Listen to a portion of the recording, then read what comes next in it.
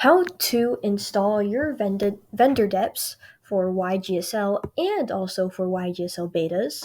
We're going to go first to our sidebar here, go to WIP vendor deps, scroll down to see YGSL, press install. This is just going to auto add all the libraries you need to use YGSL. And then you see here, it appears down here as well as all the libraries you have.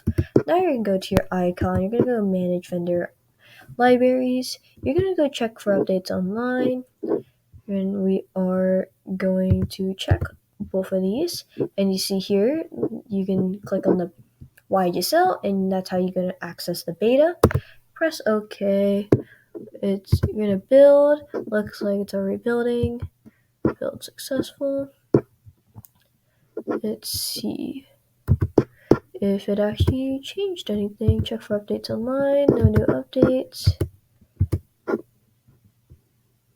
And now you have your YGSL beta. Hope this helps. Happy swerving.